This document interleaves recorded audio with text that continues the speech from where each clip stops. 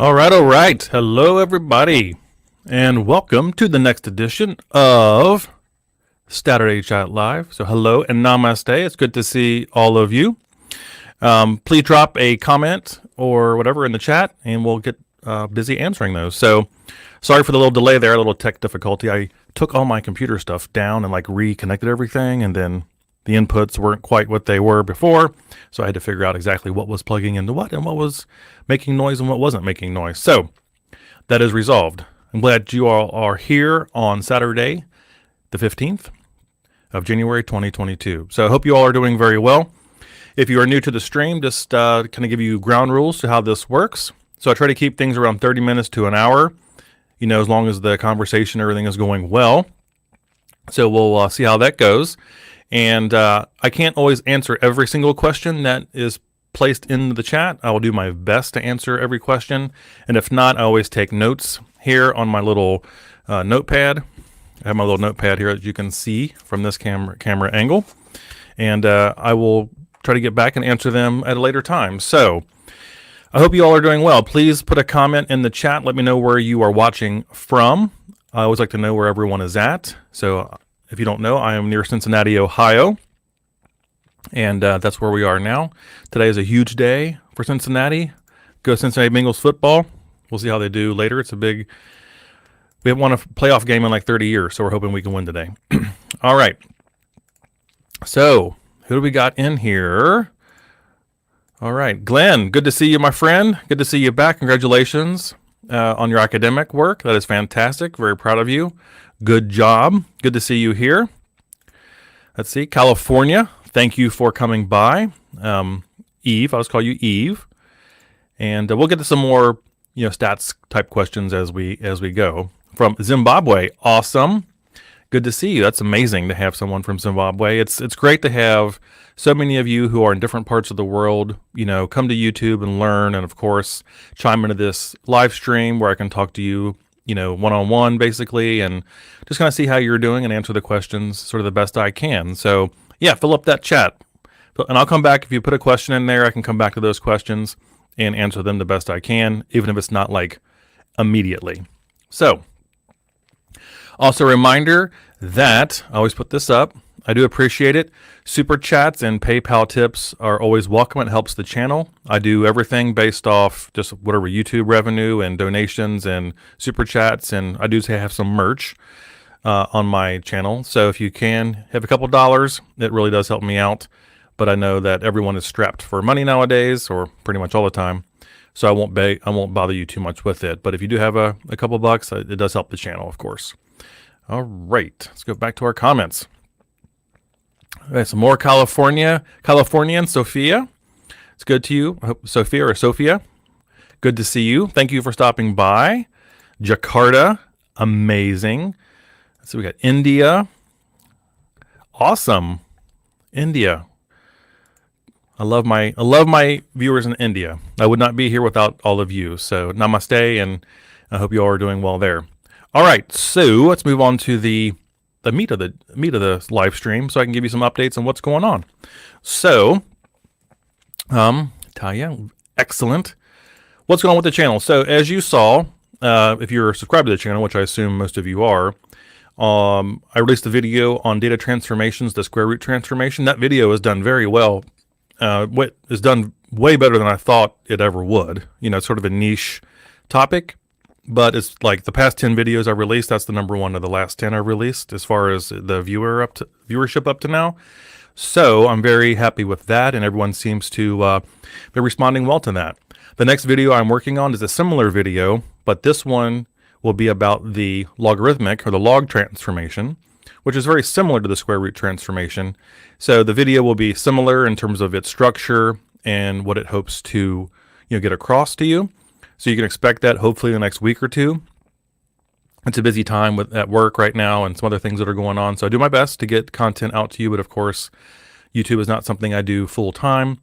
So I just kind of do it with the time I have, which is unfortunately not a whole lot, at least right now. Plus, my favorite place to work, Barnes & Noble.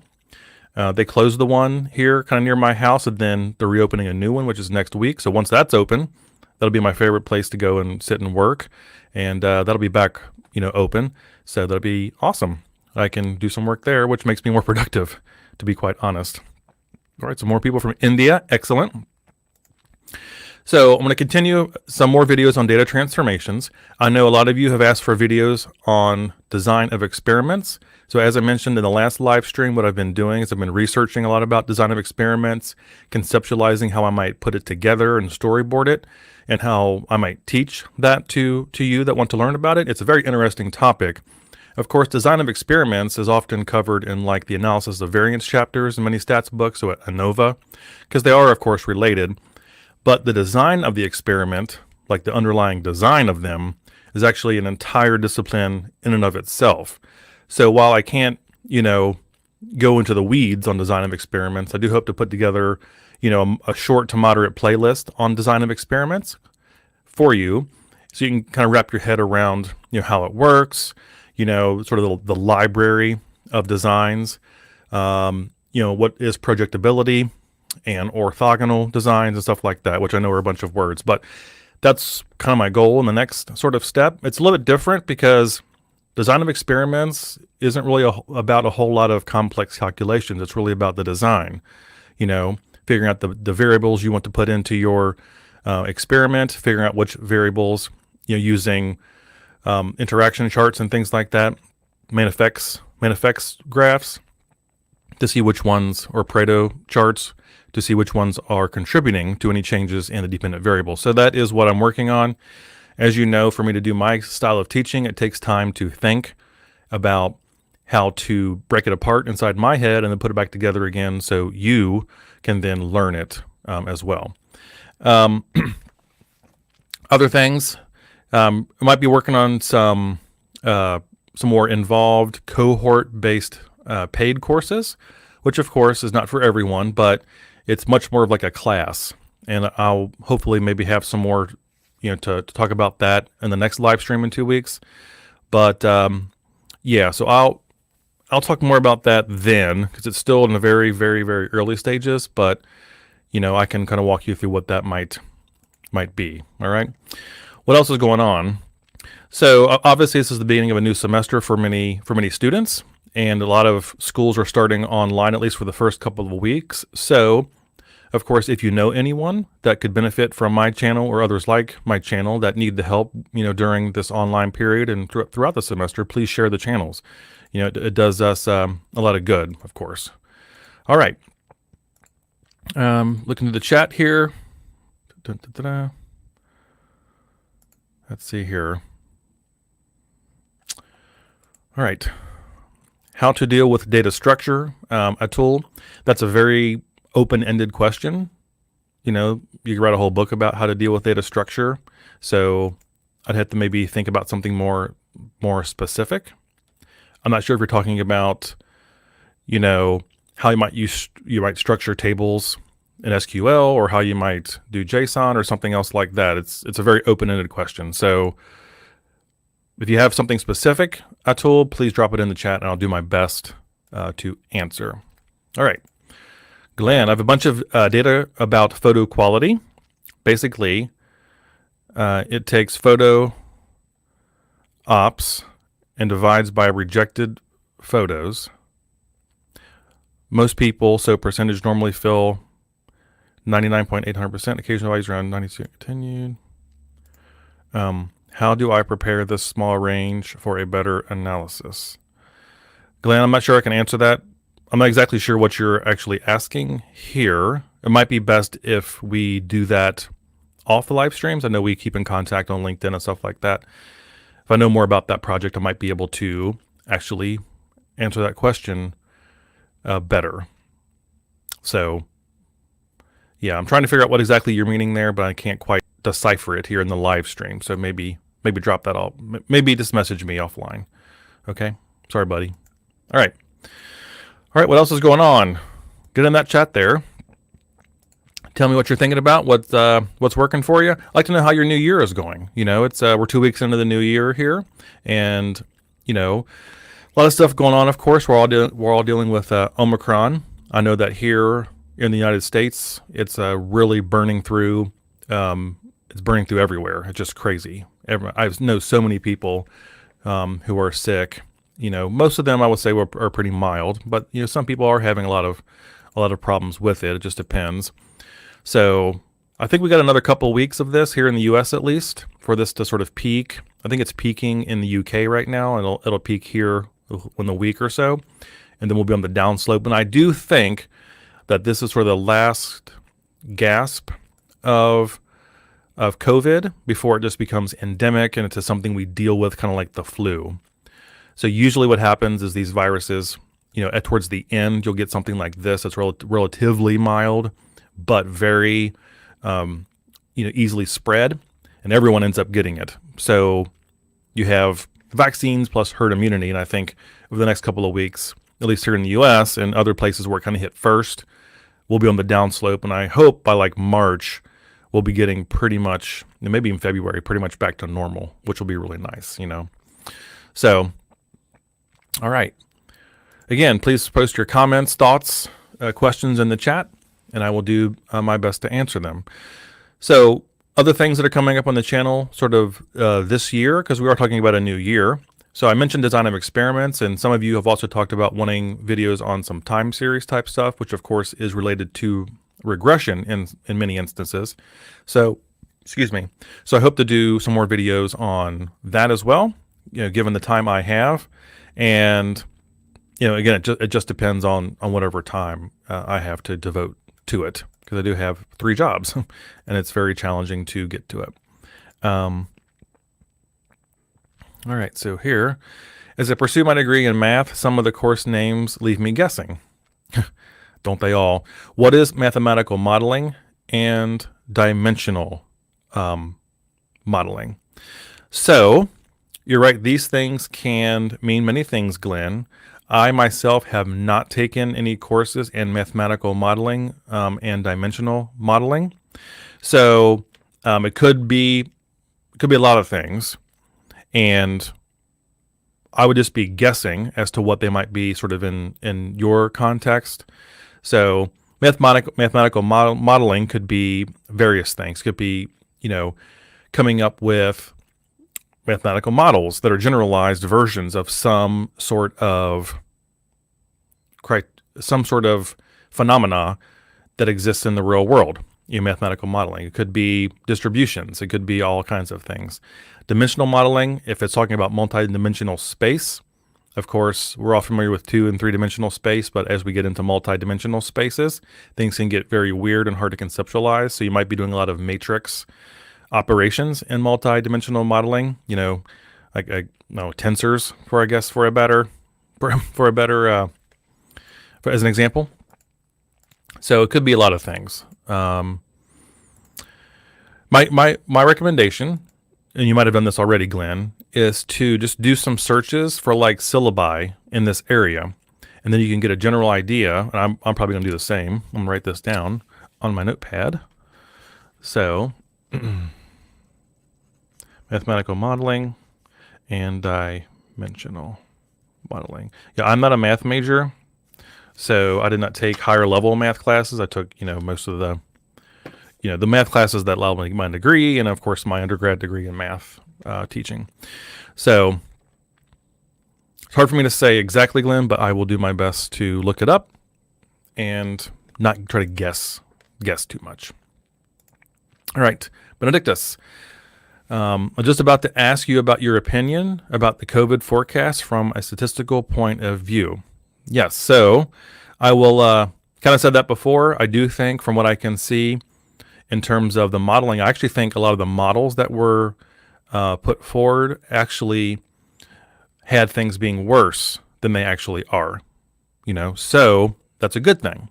A lot of the hospitalizations have not gone to the level as predicted. Now, don't get me wrong. A lot of places, especially here in the U.S., hospitals are near their breaking point because, fewer people get seriously sick with Omicron. However, so many people have it that a smaller slice of a massively larger pie is still a lot of people.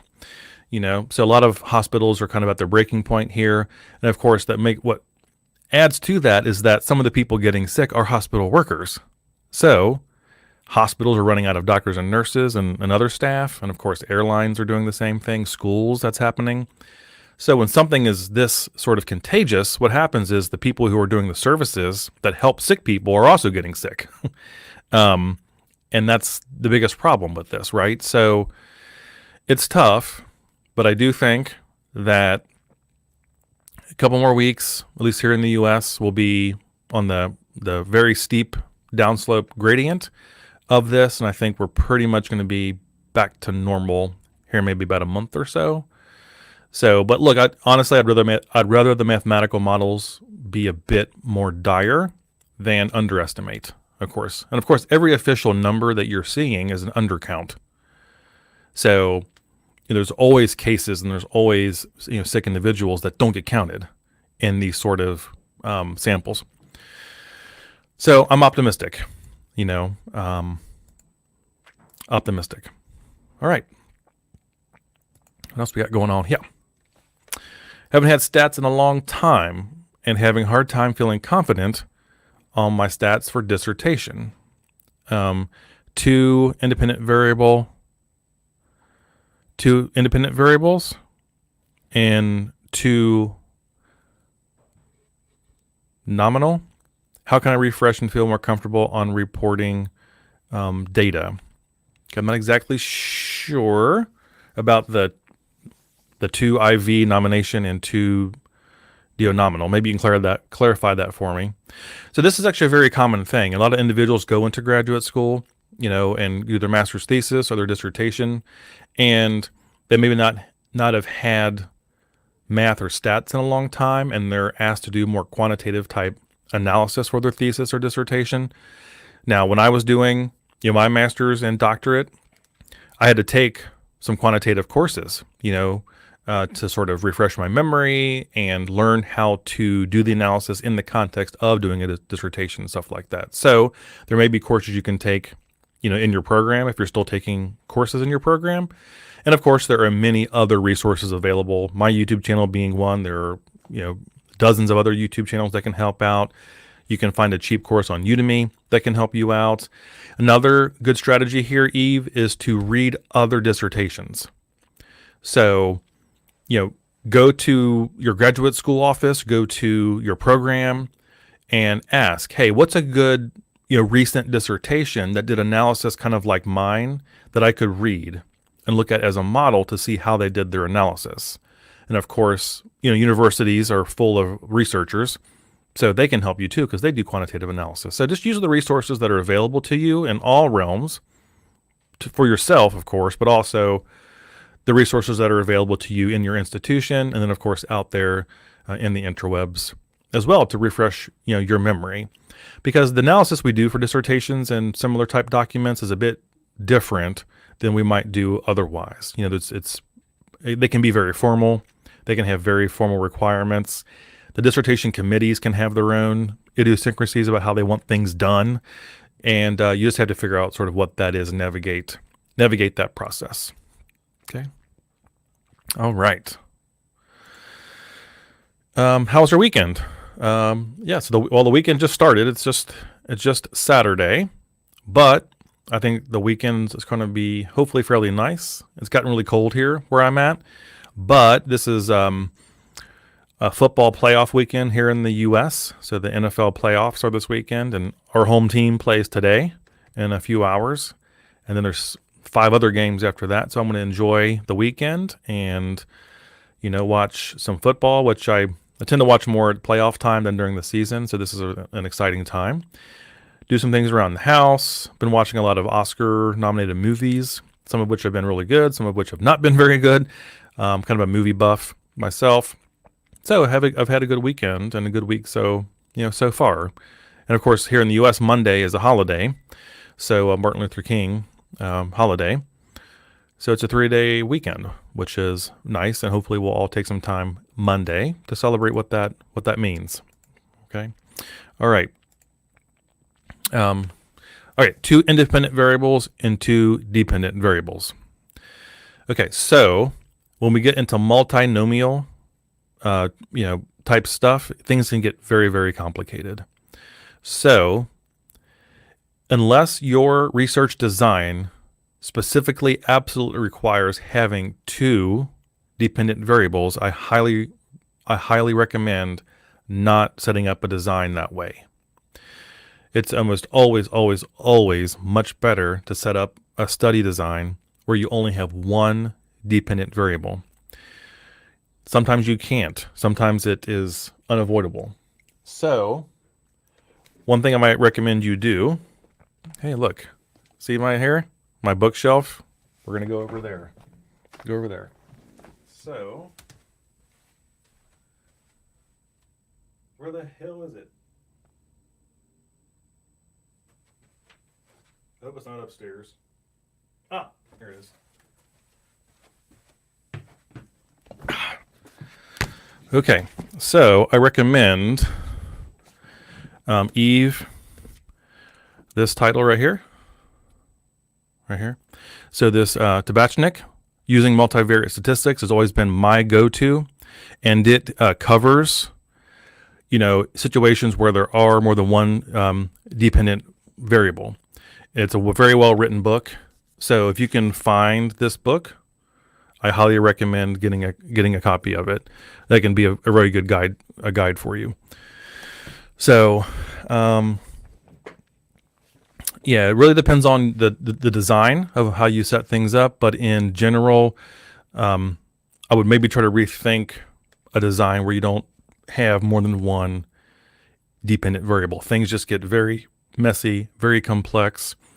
The variance starts spreading everywhere, and it's really hard. So, yeah, you're very welcome. Eve, this is the latest edition that I could find. Whoop, other camera. So, this is the latest one I could find. There's another one that is it's black. I think it's the previous version. You can use that too. So if you just find like a used book website, I recommend everyone who does stats pick up this book. Okay, this is its 7th edition, so it's well seasoned, over time, and it's very well done for all multivariate situations. It's a really good book. I use it all the time for reference. Okay, all right. So we got here, Ian. Hope I said, there's only really 2 ways to say that. I hope one of them was right, which I'm giving a coin flip. One of them is right. So thank you for coming by. I'm from the Philippines. I'm a high school math teacher. Awesome. And would love to learn more about statistics. I find statistics difficult. Any tips in learning statistics? Absolutely. Of course, you have my channel, which is a great intro to stats. And I'm not, I'm here to plug my own channel, of course. But if you just kind of go through my playlists one after another, step by step, that will teach you pretty much all you need to know plus some about introductory statistics. Okay, and actually the thing is, Ian, we do statistics all the time. So very basic things like frequencies, and we look at the mean, the average of things all the time. We think about trends all the time. So we're doing a lot of statistics in our minds. If we pick up something in the grocery store and it's supposed to have, 16 ounces of whatever in it, but we pick it up and it doesn't feel like there's a 16 ounces in there, we've done statistics in our mind. We don't think about it, but we have. So think about how we do statistical thinking in our everyday, just lives. That's a good place to start. YouTube is a great place to start. And of course, writing out lessons that you might teach to students is another great way to start. We can learn by teaching it is a great place to go. So statistics is not really, mathematically, at least for the intro stuff, all that complicated. We just have to think about adding and dividing things, multiplying and subtracting things. Yes, having just some introductory algebra is great. I think where people do need a little bit of help more often than not is in probability. So kind of brushing up on probability concepts. By the way, probability and counting and stuff like that is very important in design of experiments. I'm learning as well. So just you know, learn statistics just by taking your time, thinking about your everyday life and context and how you use it, and then find the resources that will help you. You know, my channel included, and others, and you'll pick it up. The patterns are very common. They're very similar. The patterns, are universal through all of statistics, and you can learn a lot of just all through regression using some basic concepts. Okay. All right. Okay. Do I just reach your contact for a refreshing course for qualitative research? I'm into deep. Almost done. I'm in chapter 4 and 5. Yeah. Well, if you're that far into a dissertation, yeah, it's hard to go. It's hard to go back. You mentioned here qualitative research, which is different than quantitative, of course. So if you're doing qualitative research, that's an entirely different animal. Ethnographies, narrative research,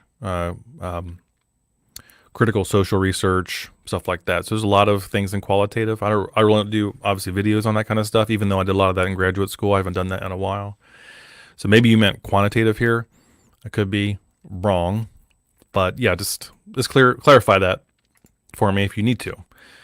Thanks for the book. Yes, you are very welcome. Many of my students would approach me to analyze their data, but I just can't because I don't have a bachelor's degree in statistics. I think I can't survive the rigor of statistics. You absolutely can. If you are teaching high school mathematics, you can absolutely positively handle the rigor of statistics. It is not mathematically that difficult. It's just learning the intro stats type stuff. So, if you have access to Google Sheets, or Excel, that's a good place to start as well.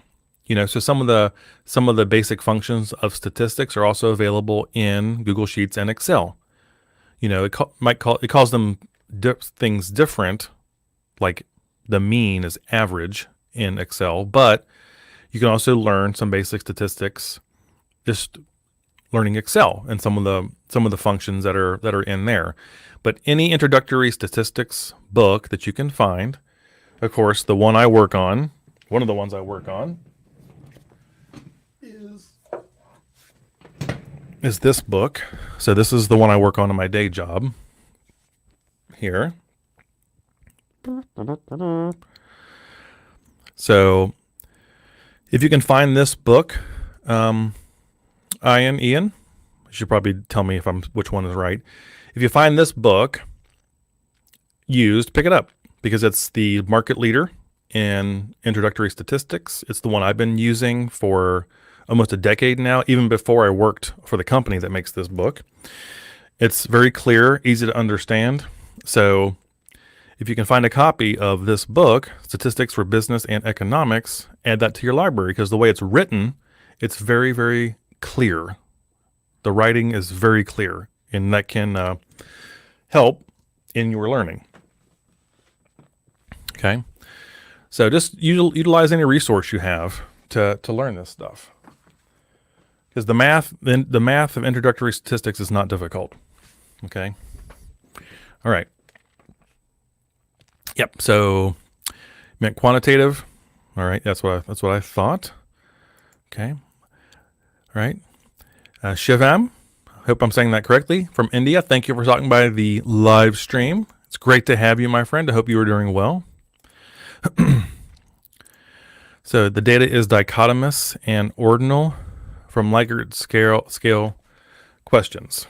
Right. So any sort of dichotomous indicator variable, ones and zeros, are pretty straightforward. Ordinal variables, you can tell the software that it is ordinal when you do the analysis, and it might do something slightly differently. Oftentimes we treat ordinal data as just continuous data. It depends on the context, the situation, where the data is coming from. Oftentimes we treat it as just continuous. You can also treat ordinal data, I have seen, as a series of dichotomous variables as well. So there are multiple ways to approach, and you can try them all. There's no right or wrong necessarily, as long as, it's statistically valid, there are multiple ways to take variables and think about them in a different way. You know, so like an ordinal variable could also be broken out into, number one, the first, second, third, or whatever you want to do rankings. Not that common, but I have seen it done. So you just need to, think about how you might rethink the data or restructure it. But usually, if you're using computer software, putting in the data as ordinal, the software will treat it as almost like a semi-continuous discrete type situation. And of course, you can also use non-parametric statistics and with data like that sometimes. So it just depends. The best person to talk to, Eve, is a dissertation advisor or someone who's kind of helping you along that sort of process to help guide you based on the data you have and the questions you were trying to answer in your dissertation, how best to structure the analysis and report it. So always, always, always listen to your dissertation advisor because they control your fate in some ways. All right. All right. Thank you for the book on stats for business economics. I will most definitely use it for my MBA. Yeah. So, that book goes up through, multiple regression, model building, and non-parametric, and all kinds of stuff. So if you need a more advanced book, Benedictus, just let me know, and I can definitely recommend, books that are maybe a little bit higher level for the master's level. And there's several over here on my shelf that I could recommend if you need something a bit more advanced, but take a look at that one first. Find a used copy somewhere, see where it kind of takes you, and go from there. All right. Let's see what we got here. Thumbs up. All right. Thank you, Glenn. Thank you, my friend, for that. I appreciate the super chat. Very, very, very kind of you.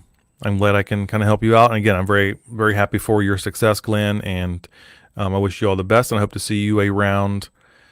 See you around again, which I'm sure I will. So thank you. Yes, if you have a couple bucks and can drop a super chat in, that does help the channel quite a bit. So I appreciate that very much. I'm 11th class student. I've come to learn something. Excellent. All right, Chef Ham, good to see you again. Okay. Yes. So when it comes to your dissertation advisor is the person you should be, I'm kidding, of course, but, washing their car, doing their laundry, getting them coffee and everything, because they kind of control your fate. All right. Thanks for answering your questions. You are very welcome. I've been watching your videos about statistics. I guess I have to teach statistics and master it. That's one way, that's one way. That's obviously the way I learn a lot of things is, if I'm approaching something that's new to me, I will read about it or do example problems or whatever else it might be. And then in that process, what I'm doing in my mind is I am blowing it apart. I am deconstructing it in my mind so I can think about how to put it back together for someone else who's trying to learn it. There are many, many things in this world I am terrible at, but that's the one thing I'm good at, so that's kind of how I learn things. I mean, you could do that too. So, you're going nice. Thank you very much, Chef Ham. Thank you for that very nice compliment. Yeah, Eve, I understand, struggling student, on intern money, but will return for the support of the great channel. So yeah, I appreciate that. I know everyone is struggling, and a lot of people are struggling, I should say, not everyone. And it's hard, So everyone's trying to do the best they can, and I appreciate all the support I get. But of course, I only do what I can do in terms of time, so I don't expect a bunch of people to bankroll me. But it does help, because as you know, if you don't know, every video I do, I have professionally captioned, because I know a lot of students that come to my channel to learn English might not be their native language or their first language. So I have professional captions there for them Also, I know individuals might, be watching a video where they can't have the sound on or up, so they watch the subtitles as they watch the video. So I get them professionally, word by word, captioned, and that takes money, So that's where almost every dollar goes. Every dollar that people donate or super chat or super sticker or whatever else goes right back to the channel. I'm not out, buying Ferraris and stuff like that. That's not how I live. All right. Oh, thank you so much. Rehan, thank you so much for the super sticker. I do appreciate that very, very much. Like I just said, it goes right back to the channel to help learners like you all and make the channel better for learners like you. And that's just giving back. We all give back, right? So thank you. I really, really, really appreciate that. Thank you.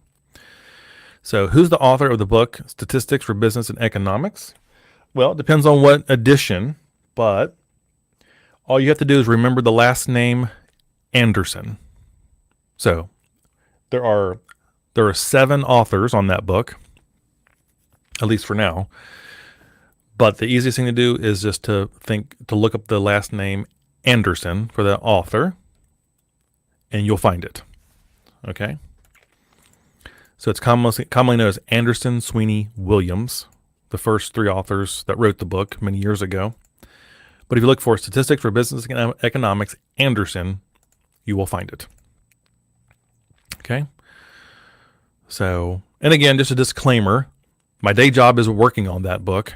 So, I don't write it or anything, but, our team and me included have a lot of influence on the book and especially the digital parts of the book. So, just a disclaimer. This book, I do not work on this book at all. Technically, this is one of our competitors, but since my YouTube channel is not, related to my day job necessarily, I don't mind suggesting books that, we don't really have necessarily a book to match. So this book is the Multivariate book I've always used for many, many years. If we had one on our team that I could recommend, I would. But it's a very high-level topic, and we don't have a book really to correlate with that one, to match that one. Okay.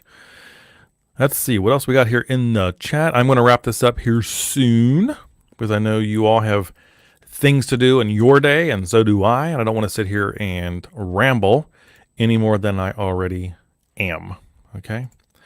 So, very, very kind. So again, Glenn, thank you for the super chat and the super sticker. Rehan, I do appreciate that very much. Okay, let's see here. I think I've answered most of the questions. So if you have something that you want to comment on or put a comment or a question in there, now is the time, because I will be wrapping this up here soon and getting on with my day and letting you get on with your day. So now is the time. Coming up, so what else we got going on the channel coming up? So like I said, I'm going to continue some data transformation videos and maybe get in some design of experiments. And then I may have some side projects I will definitely notify you about. I do on this channel would like to have maybe like a guest or two every now and then, if that's something you might be interested in. So I might reach out to some individuals who I think might be a good guest and here to answer some questions that might benefit you. So we'll see if that will pan out.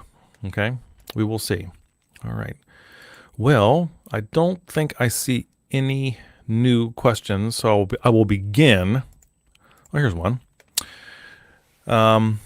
Enrique, good to see you, my friend. Thank you for coming by the live stream. How did you learn statistics? So I'll make this story as short as possible. So I've never really been a math person per se. I'm more of a science person. So my passion is really science. And it was since I was a small child. I love science. Still do. I spend most of my days watching YouTube videos about volcanoes. I know it's weird. Speaking of, that huge one just erupted out in the Pacific, if you didn't see that. So anyway, I've always loved science. So what happened over time, I got into the more mathy side of stuff as you get into science labs. So my first real marriage of science and the mathematics was in chemistry. So I loved chemistry. Took 2 years of chemistry in high school. So that's kind of where that sort of started, that love of that. And then as I went on, I went to my undergraduate degree is in math and science education. So obviously took some math classes as part of that degree. But I will say my first real stats class was not until my first semester of graduate school, which I think is a mistake. I think we should definitely teach students at younger ages now because of the society we live in. Things like the basics of coding, the basics of data analysis, data collection, data interpretation, how to, read a report that has, some data results in it. We should really do that at a younger age because of the time we live in. So I had a stats class my first semester of grad school. That was my first real stats class. And then that's my first stats class. But I did learn about statistics in some of my teacher preparation classes for mathematics. Now, that class was not taught very well. It was taught, I hate saying it was taught poorly because who am I really to say? It wasn't taught in a way that really resonated with me. Let's put it that way. So over time, as I got into it, I thought about ways to teach myself. So I read it and took notes and thought, wait a minute, there's a better way to learn this. So I taught myself.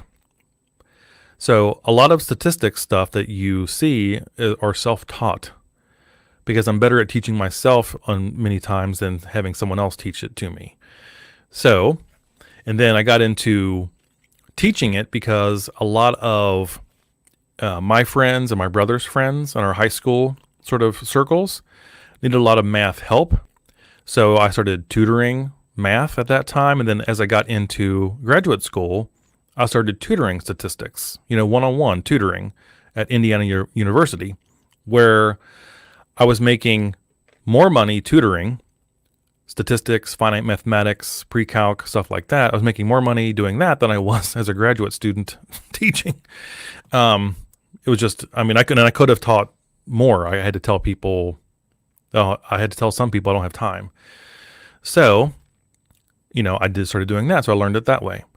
And then of course the YouTube channel is the next logical step of that.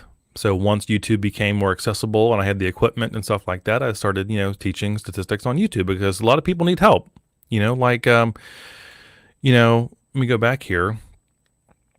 There's a comment here that I think really,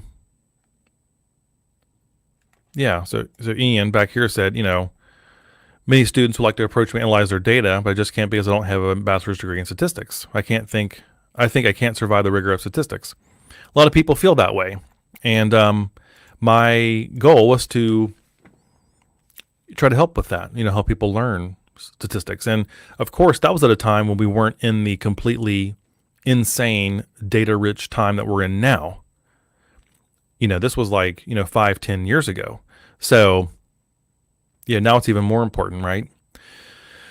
So that was the long one.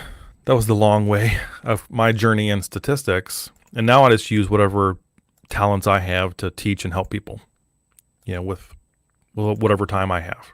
Okay. So if I were like on or near a college campus now, I think I would still do the tutoring because I really enjoy that. Going to the library, getting a cup of coffee or whatever, and just sitting down for an hour and doing tutoring. But I don't, so I don't do that. So the YouTube stuff it itches my teaching bug and learning. Okay. Hi everyone. Hello. Do you use the R software and data analysis? Very good question. So I've talked about this before. I'm not a coder by nature, even though I was coding like at age 9-10 years old. I was learning BASIC at that time. That's how old I am. So I was doing some coding, in BASIC, and then some turtle graphics, so Apple logo. I started doing some programming there, for that, which is also a good lesson in geometry, by the way. But I didn't do much beyond that. I'm not a coder by nature. I'm a teacher. So there's only so many things I can do in the day, but with respect to R and or Python, I've described them as tools that I pull off the shelf when I need to solve a particular problem. So if there's something I need to do in R, I just open up RStudio and do it. If I need to do something in Python, I open up Jupyter Notebook and do it. And then after I'm done with whatever that is, I put it back on the shelf. But I don't sit all day and code stuff, you know. It just my aptitude, or like my sort of the way I work and my brain stuff works. It's not sort of me, something to do all the time, but I do use it when I need to. And that's the way I kind of view it. All right. Good question though. Plus, honestly, I work a lot in Excel, you know, for the analysis I do at work and for the YouTube channel and stuff like that. R and Python are largely overkill for most of that kind of stuff. So Excel is usually what I do most of my analysis in, you know, as a substitute. Good question though. All right. So I think I'm going to go ahead and wrap this up. We've been doing this for about 50 minutes.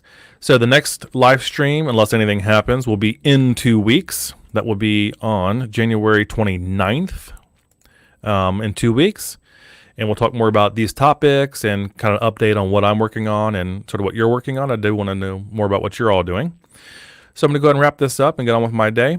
But, you know, I wish you all the best.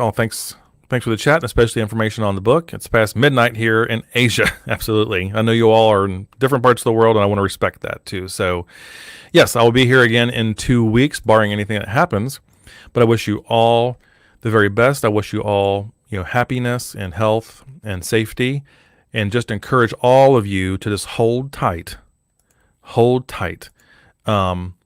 like the next 2 weeks, especially here in the U.S. Just 2 more weeks, I think, and we'll get through this, you know, together. It's been a long 2 years, but I think we're at the end if we can just hold it together for 2 more weeks. Okay. Yeah. So a couple of comments came in. It's already 1:47 a.m.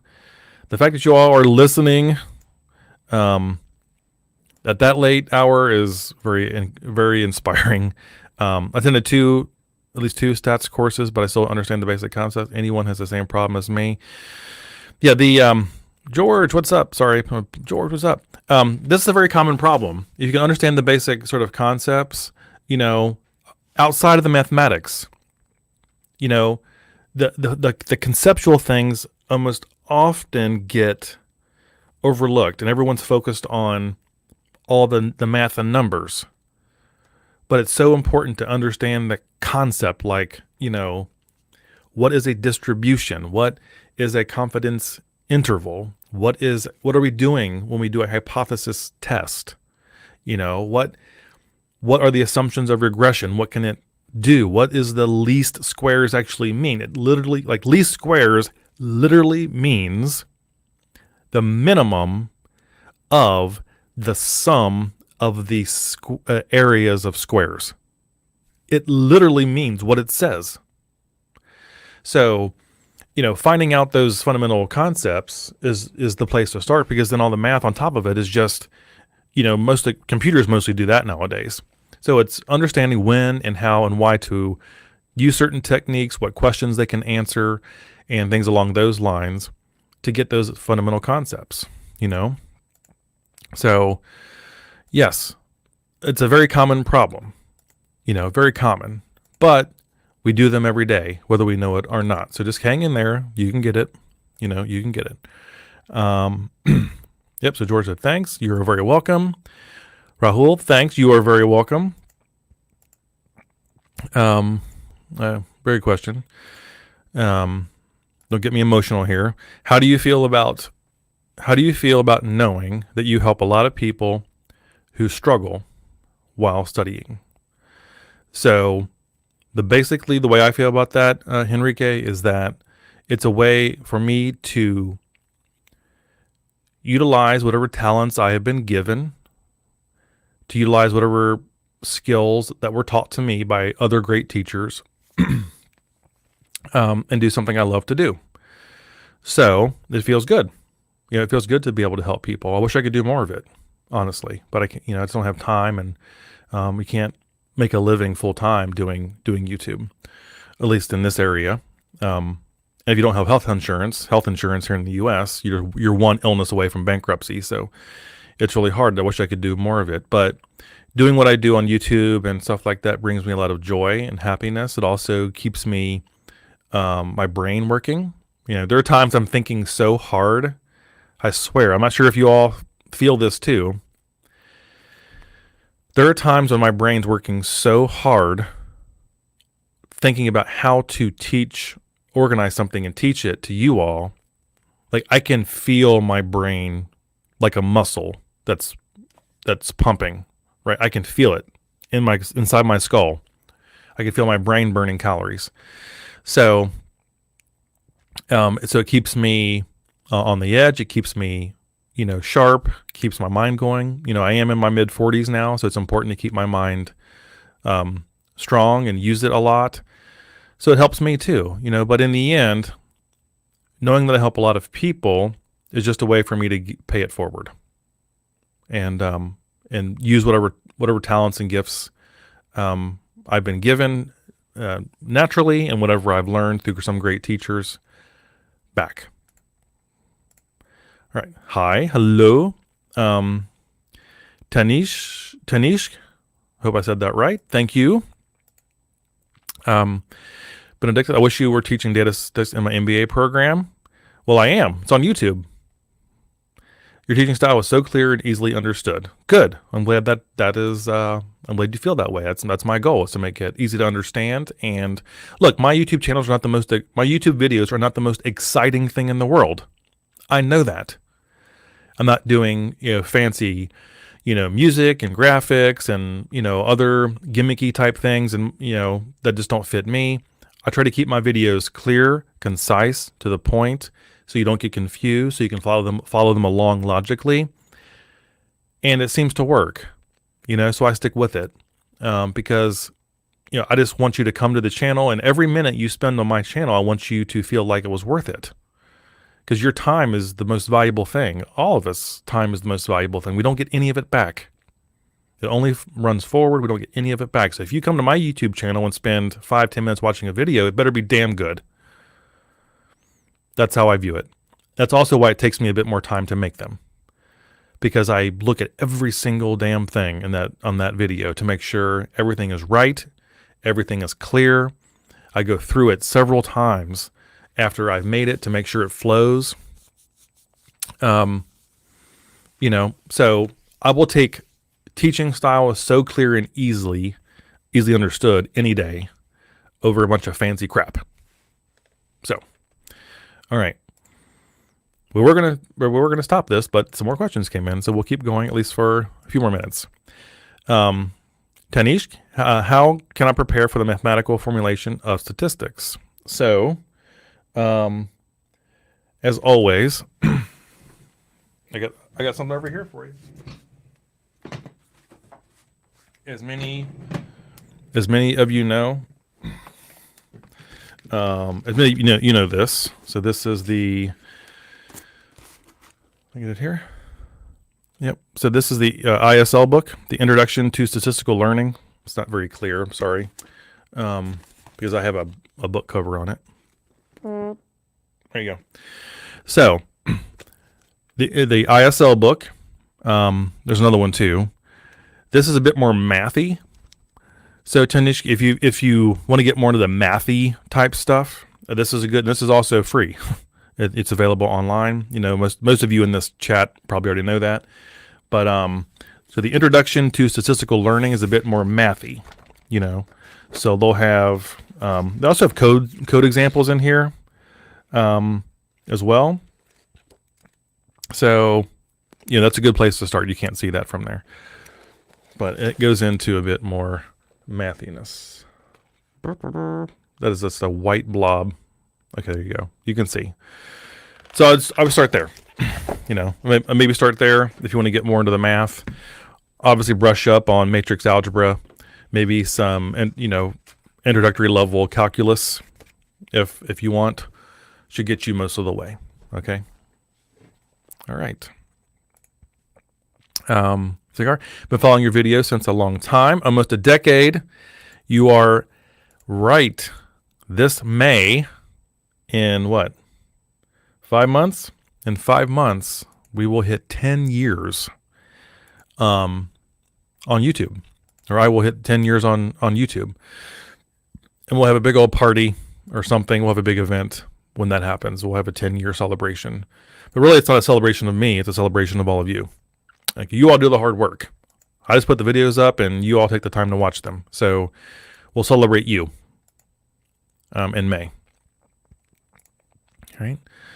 What are your thoughts about the future of ML? I think the immediate future is auto ML. So a lot of these models and techniques that we were doing manually for a long time and still do will become easier to use. They'll become more user friendly. We'll have auto ML processes in place. In some ways we already do. But I'm hoping that machine learning becomes a bit more accessible, and hopefully I will be a part of that. I will be a part of that. So I've always wanted to do some intro machine learning type stuff, but again, it's this time. I just don't have enough time, and I can't make a living doing it full time. So unfortunately, it's something that's aspirational still. But the future ML will continue to grow. I'm sure that some new algorithms will be invented over time. As computing power ramps up and some different way of thinking about things ramps up, might have some new algorithms that come into play. But I'm hoping that's a bit more automated, and we can focus on the output and the interpretation than, coding everything. So, all right. Where are we at? Thank you. You are very welcome. Thank you. You are very welcome. The thanks is all mine. So I'm not the best. You all are the best. I'm just here to help best I can. All right. Yeah. I bet 10 years fly so fast, especially when you love what you're doing. Absolutely. It does. I've told the story before. I'm not going to do it again here, but the circumstances in which the YouTube channel came about is a story in and of itself. But yeah, the fact that I've been doing this 10 years as of May really is just an amazing thing. It's a blur. I would have never, ever, ever, ever, ever, ever, ever, ever thought that would have turned into what it has. Never in my wildest dreams would I ever thought that. So, excuse me. I'm going to wrap this up because my voice is starting to go. All right. So, I'm going to wrap this up. It's been an hour. So we will be back. I will be back. I keep saying we, but I will be back in 2 weeks on January 29th. Same time, same place. Please stop by and come with any questions. You can send them to me ahead of time on my website or on LinkedIn is probably the best place to reach me. Or you can drop them in the chat in real time, which is fine. If I get them ahead of time, I can think on them a bit more than trying to react in real time spontaneously. So it's when I was tutoring, I always told the people I was tutoring to send me ahead of time what you're working on, so I could work on it ahead and have some things ready. So same thing here. If you have questions for the next live stream, you can drop them in LinkedIn chat or on my website. I have like a little form you can fill out, or what have you. So I'm going to go, but I hope you all are safe, happy, and healthy. And namaste, of course. And I will see you again